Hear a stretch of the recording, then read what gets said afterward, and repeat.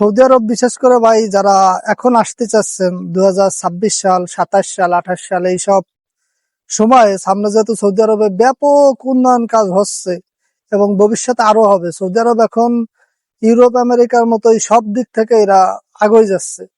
ধরেন আপনার প্রযুক্তি বলেন, আপনার ইসলামিক যে আইনগুলো সেগুলো অনেকটাই শিথিল হয়ে গেছে।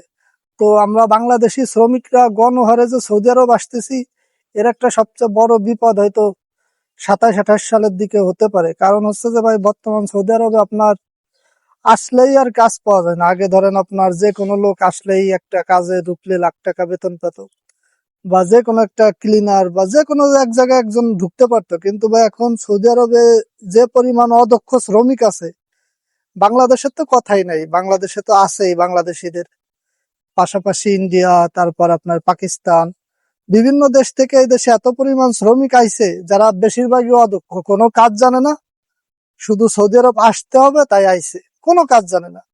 তো এই শ্রমিক গুলো সৌদি আরবে আর টিকতে পারবে না ভাই, কারণ সৌদি সরকার বিভিন্ন ভাবে বারবার সতর্ক করতেছে যে আপনারা কাজ শিখে আসুন এবং যে কোনো একটা স্কিল নিয়ে সৌদি আরবে আসতে হবে। আপনার কোন জায়গায় খাটাবে? আপনি যদি কোনো কাজ না জানে হুট করে সৌদি আরব আসেন, তখন আপনি আর কাজ পাবেন না এবং সৌদি আরব থেকে এইসব শ্রমিকদের খুব দ্রুতই দেশ থেকে বের করে দেওয়া হবে, সেই প্রসেসিং চলতেছে এবং দিচ্ছেও। সরকার কিন্তু বারবার বলতেছে যে অদক্ষ শ্রমিক আর সৌদি আরবে রাখা হবে না। তাই ভাই সৌদি আরব যদি আপনার আসার চিন্তা ভাবনা থাকে, তাহলে অন্তত পক্ষে যে কোনো একটা ট্রেনিং নিয়ে আসেন, যে কোনো একটা কাজের, হয় মেকানিক্যাল, না হলে মোবাইল সার্ভিসিং এর যে মেকানিক, না হলে এসি ফ্রিজ মেকানিক, না হলে ড্রাইভার, অন্তত পক্ষে এই তিনটা কাজের যে কোনো একটা কাজ শিখে এবং দেশ থেকে ভাষা শিখে, আরবি ভাষা শিখে তারপর আসুন। কারণ বর্তমান সৌদি আরবে আরবি ভাষা না জানলে ভাই খুব সমস্যা। কারণ এখন ওই আগের মতো নাই, এখন সবাই আপডেটেড। যারা আসতেছে তারাও খুব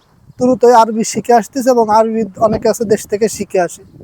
তাই আরবি শিখে না আসলে ভাই আপনি কাজের ক্ষেত্রে অনেক পিছাই যাবেন, বিভিন্ন জায়গায় কথা বলতে পারবেন না, বিভিন্ন সমস্যায় পড়বেন। আর কাজ তো অবশ্যই শিখে আসতে হবে, কারণ কাজ না শিখে আসলে সৌদি আরবে এখন শুধু শুধু আসা আপনার ওই 5-6 লাখ টাকা খরচ করে এই দেশে আইসে টেনশন করবেন ফাও, এরপর আবার চলে যাবেন ফাও। তো 5-6 লাখ টাকার দিনও আপনার দিন আই থেকে যাবে। তাই দালালের খপ্পরে পড়ে বা মানুষের কথা শুনে বা মানুষের দেখা দেখি যে ও মাসে লাখ টাকা ইনকাম করতেছে, আমিও ইনকাম করতে পারবো না, আমিও যাই। এইভাবে ভাই সৌদি আরবে আইসে অনেকে দেখেনি তো বিভিন্ন সময় নিউজে অনাহারেও মারা যায়, আবার ডিপ্রেশনে মারা যায়, স্ট্রোক করে, বিভিন্ন তাল বেতালের সমস্যা। তাই ভাই সৌদি আরব যদি আসতে চান, অবশ্যই খুব ভেবে চিন্তে এবং 100% কাজ শিখে তারপর আসে।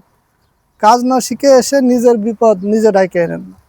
সবচেয়ে বড় হিসেব হচ্ছে আপনি কাজ শেখেন, তারপর একটা সুন্দর মাধ্যমে আপনার পরিচিত কারোর মাধ্যমে আসেন, তাহলে আপনি আস্তে আস্তে কিছু করতে পারবেন। কিন্তু হুট করে আসলে বিপদে পড়বেন এবং সামনে 27 সাল, 28 সালে আরো বেশি কঠিন হবে সব দিক থেকে অদক্ষ মানুষদের জন্য। যারা অদক্ষ শ্রমিক তাদের জন্য সৌদি আরব কেন, সারা পৃথিবী কঠিন হয়ে যাবে যদি আপনি কোনো স্কিল না জানেন, কোনো কাজ না জানেন।